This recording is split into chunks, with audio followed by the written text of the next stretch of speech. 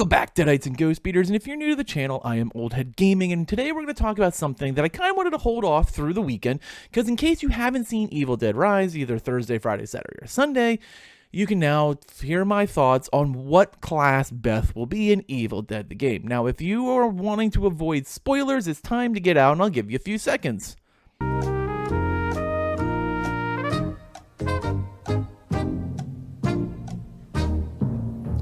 Okay, you're still here. So we're going to talk about Beth. Now, we were originally talked about Beth and Ellie many times in many videos. Why? Because Evil Dead Rise was rumored to be part of the very first season, and then Warner Brothers Discovery said, you know what? I feel like this thing might actually be good at the box office.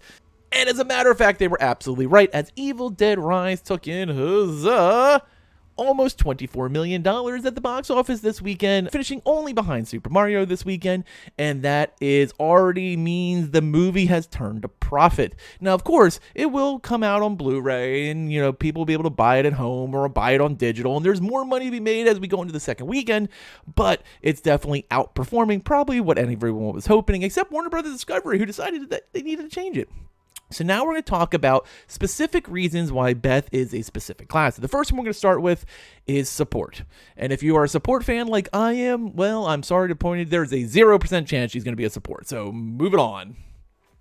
Number two, if you're a leader fan, which I'm seeing a lot of on Reddit and other places on the internet, you're all wrong. There's a 0% chance she's a leader. And as much as I hate to say that, because leader and supports are my favorite classes to play, she just doesn't fit there. Let's be honest, everything was about the self-preservation of her and her unborn child. Like, that was Beth's driving motivation, which is not really leader material. And as kids kept getting knocked off and the neighbors kept getting knocked off, it was more about trying to figure out how to get the hell out herself. Yes, she did help her niece escape, but I don't think she was really leading the family to victory. There was no leadership qualities.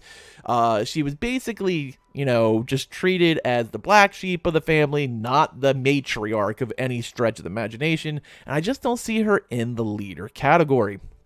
Number three, well, we're going to talk about hunters, because there is maybe a 25 to 35% chance she could be a hunter. And this is the first of the two DPS classes where I absolutely think she's going to be a DPS. So she did use a double barrel. Wasn't the best shot, the one she took off of the neighbor, but she did some damage. She, blew some parts off, blew some deadites up in the hall, showed a ton of cardio. She could run for days. Was able to be pretty stealthy and sneaky at the same time. For example, she was able to use her speed and agility to not only avoid initial detection when they were in the garage, but she was then able to sneak around for a stealth attack. She did show some hunter capabilities. I can see if Saber decides they want to put her that way. Not my first choice, but I can understand it. You mean not good, 1 out of 100? I'd say more like 1 out of 1,000,000.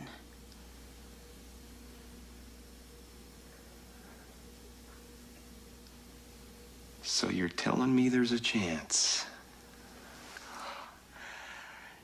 Yeah!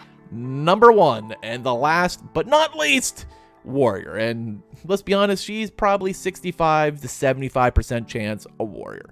She's shown everything that pretty much, she's basically a female version of AOD.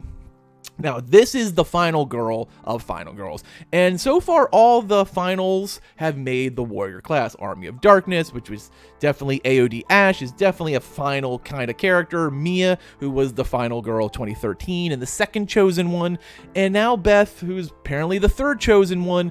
All the chosen ones have fit into the warrior class. Let's be honest, if Mia's a warrior, Beth is a warrior plus, because she is a straight up tank.